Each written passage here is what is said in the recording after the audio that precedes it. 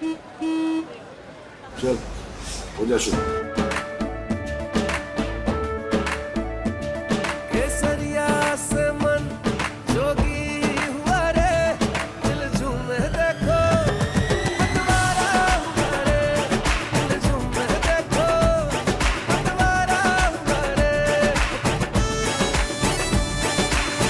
हर पल मनाओ केसरी त्योहार। विमल बोलो जुबां केसरी।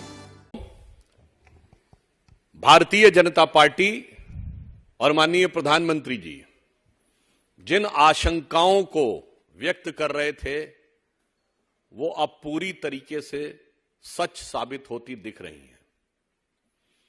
मुस्लिम आरक्षण का जिन इंडी गठबंधन के चिराग से बाहर निकलकर दक्षिण से लेकर अब गंगा के मैदान तक पहुंचकर पूरे विकराल रूप में भारत के आकाश पर दिख रहा है।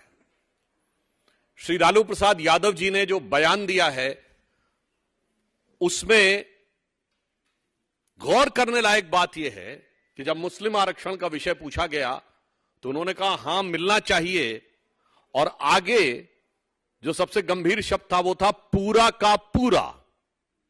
तो यदि पूरा का पूरा मुस्लिम समाज को आरक्षण मिलना चाहिए तो यह साफ हो गया कि एससी, एसटी और ओबीसी का हिस्सा मारकर वो मुस्लिम समाज को आरक्षण देना चाहते हैं। यह हमारी आशंका सत्य साबित हो रही है। दूसरी बात, इससे एक और बात साफ हो गई कि अब आरजेडी के एम-वाई कॉम्बिनेशन में एम प्राइमरी हो गया और वाई सेकेंडरी हो गया।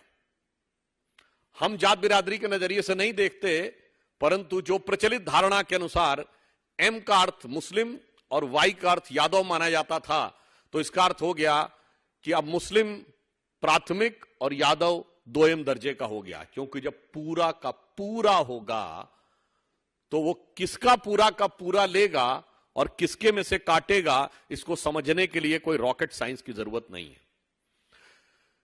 दूसरा पॉइंट जो इससे निकलता है कि संविधान किसके आने से खतरे में होगा।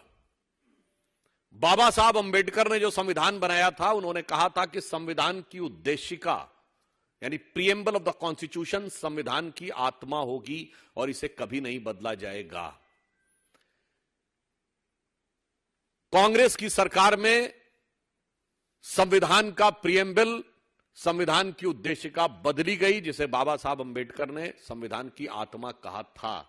और जिस 42वें संविधान संशोधन में बदली गई तो उसमें पूरा लगभग 1/6 कॉन्स्टिट्यूशन बदल दिया गया था। यानी ये संविधान बदल चुके हैं।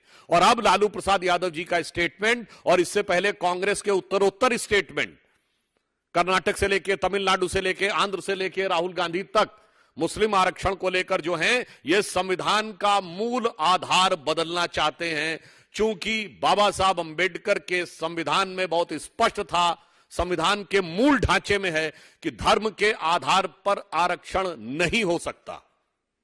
और किसी को कंफ्यूजन हो तो कॉन्स्टिट्यूएंट असेंबली की डिबेट, संविधान सभा की बहस 28 अगस्त 1947 जाकर पढ़ ले, जिसमें मुस्लिम लीग ने मुसलमानों के लिए अलग स्थान, अलग चुनाव और अलग पहचान की बात कही थी। उस पर सरदार पटेल ने फटकारने वाले अंदाज में किस ढंग की बात कही थी और बाबा साहब अंबेडकर के संविधान में वह रिजेक्ट हुआ।